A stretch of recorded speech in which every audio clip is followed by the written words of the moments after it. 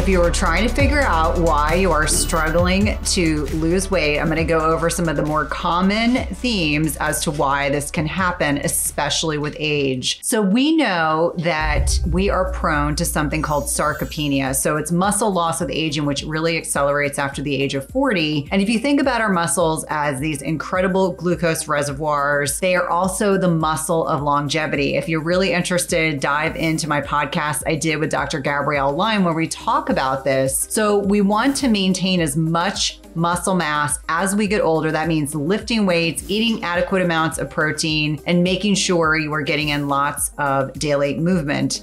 Number two, too much of the wrong types of exercise. I always think about the women in my old neighborhood that were the chronic cardio bunnies. You would see them out running excessively, which spikes cortisol. And certainly if you're over the age of 40, you should not be doing all the same level of intensity cardiovascular exercise. High intensity interval training is certainly reasonable. Tabata training is reasonable. Strength training, lots of restorative yoga, things like that are great. But you don't want to be over exercising, and you definitely want to be working in recovery days. And recovery days, it doesn't mean that you're sedentary. It just means you might be walking, or you might do Pilates, or you might do Tai Chi. You're really going to support your body, really critically important. Number three is eating the wrong foods, eating very inflammatory foods. And the two that I think of most in particular are seed oils. Go back and watch my podcast with Dr. Kate Shanahan. We talk a lot about this. Seed oils, canola oil, soybean oil. Soybean oil is actually the most consumed fat in the United States, which gives you really a sense of how much this infiltrates the processed food industry. So seed oils, also canola, cottonseed, sunflower, safflower, all garbage,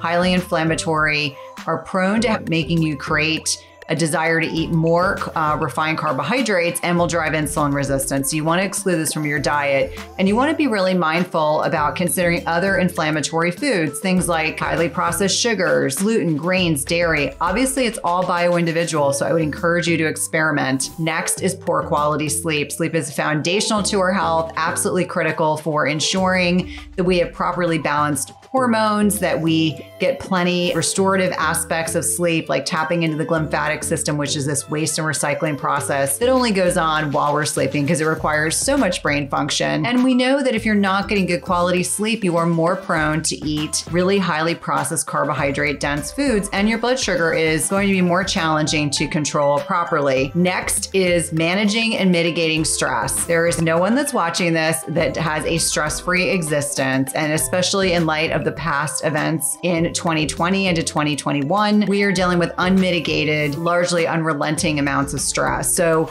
making sure that you meditate, making sure that you are relaxed when you're eating, making sure that you spend time with loved ones, you tap into oxytocin, which is that mother hormone. I always say it's the one that's released when we're breastfeeding our babies and cuddling with our pets and connecting with our partners and having sex and orgasms and all those wonderful things. So make sure you are managing and mitigating stress. And if you're not able to do so, make sure you're working with a professional to be able to work through that. Next is one of my most humorous topics to talk about. I find a lot of people come to low carb or ketogenic diets in particular because they want to lose weight. And what they end up loading up on are too much healthy fats. Too much of any one thing is not beneficial. And so when I think about the two healthy fats that people tend to go overboard with, I think about nuts and I also think about cheese. They're delicious. They're full of salt and fat, and it's this kind of perfect combination of flavor profiles that make it hard to eat just one portion. And I always remind people that in 2018, I cut dairy out of my diet entirely and got rid of the last 5 pounds of like perimenopause weight that I could not manage to get rid of. I don't miss dairy at all. It's not to suggest that dairy doesn't work for you, but just be mindful that too much of any one thing can be hugely impactful, and nuts and cheese are two things that I generally encourage people to really be mindful of. Next, I want you to think about toxins. So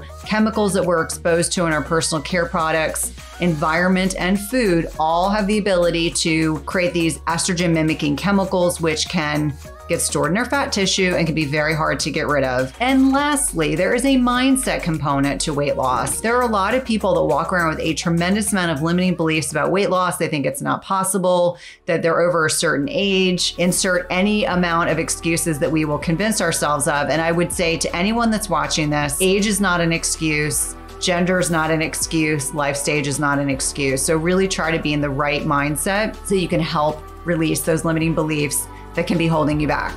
Thanks.